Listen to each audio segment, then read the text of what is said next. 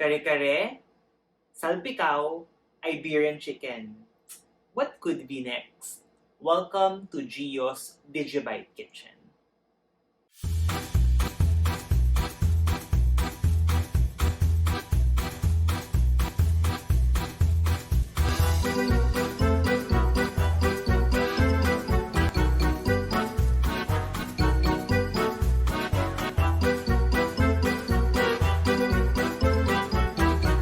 Welcome back, guys. So here we are again, another vlog.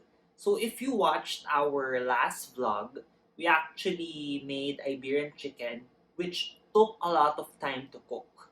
For today's recipe, what we're going to do is bake salmon. What's nice about this dish is it's very quick to prepare, very quick to cook as well. So basic ingredients only.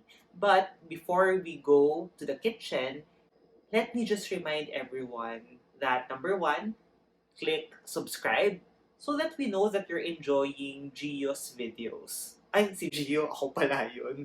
And second, please don't forget to click the notification button, the bell, so that you stay updated whenever Gio, that's me again. Sorry, why am I speaking third voice? Sorry. Whenever we have new content, so you'll get notified there. And last but not the least is please don't forget to follow me on Instagram at Crispy Gringotts. So speaking of Instagram, last week what I did was I created a poll asking people to ask me questions about food, cooking, etc. etc. So here is the magic bowl.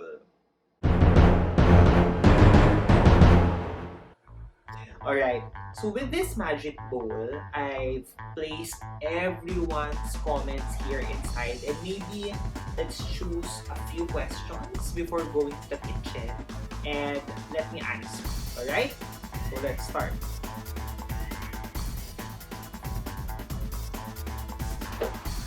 First question, who is lucky number one? From Christian Pulido. Hi Christian! What can you advise people who would want to start to cook but don't know how to start? That's a good question, Christian. Actually, it depends. Like me, I live here with my entire family. The reason why I learned to cook is I was very observant in the kitchen. Regardless if it would be my mom, our household cook, I would normally go down, just watch them cook, and eventually, I was inspired to prepare my own meals. I did not read recipe books, honestly. I just watched. Ang una ko pang lutuin was sinigang. So, I learned a lot in the kitchen by just being a mere observer. But, in the event we are living alone, the easiest way is by watching Gio's Digibite Kitchen or me. But, really, seriously, what you can do is maybe you can try taking small steps like create simple dishes like appetizers, dessert, or if you're really looking for a main dish already, what you can do is prepare easy ones like Filipino dishes like adobo, sinigang, which are very easy to cook, or even as simple as fried rice or cooking an egg. So start with the basics before going to the harder recipes. Alright? So thank you, Christian, for your comment. Next, who will it be?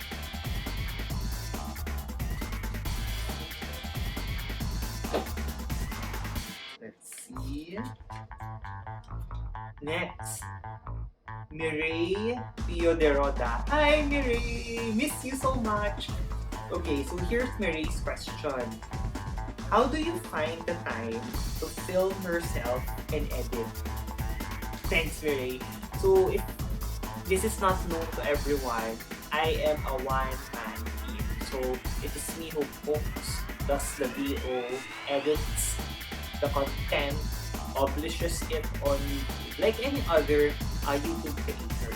So, how do I find time? So, luckily, ever since the work from home setup started, I was the one assigned to prepare our dinners daily. So, I cook every day.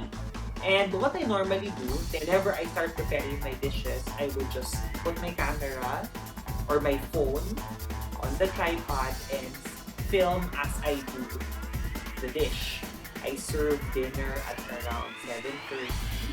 Latest would be around 8. Then after 8, I would be doing my usual activities like to go online mass and pray the rosary. Then that's when I would start editing my videos. So usually mga 9 or 10 ng gabi. So I would make sure that at least I dedicate an hour's time to edit my videos just so all throughout the week I'm able to finish the content for uploading that. So that's how I manage my time. Alright, so enough of the questions. Let's go to the kitchen and let's prepare this very simple recipe, which is our baked salmon. Let's go, guys!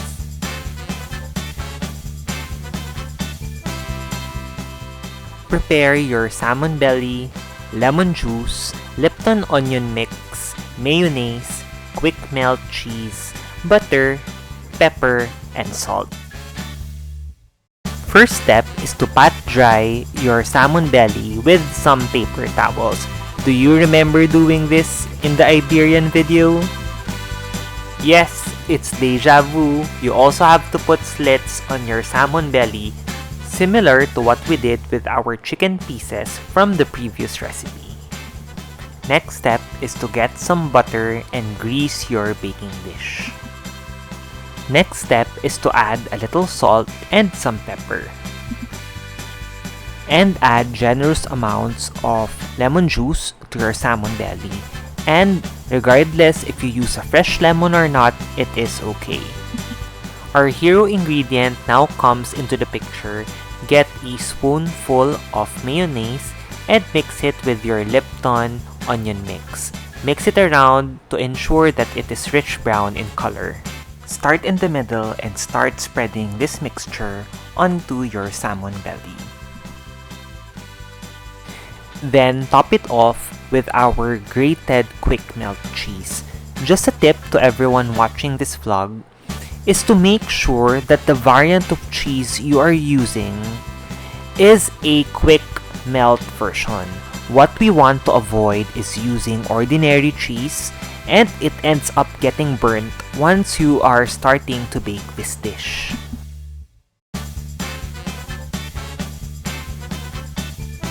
Time to preheat the oven and put your salmon belly inside. I normally do a toothpick test to check whether my salmon is ready cooked. Once the salmon is dry, it is good to go. Alright, so like what I mentioned, this dish is very easy to prepare. So while waiting for around 30 minutes as the salmon is already in the oven, let's continue our game. And let's get maybe around 2 more questions because you need to monitor what you're cooking, right? So I can't stay here inside my room. Comment below if you like the green stuff in my room, not the paint, but the plants that I have. So next question is from Joy Reyes. Hi, Joy! Naku, guilty to question na to. Mag-lace vlog daw ako? Question mark.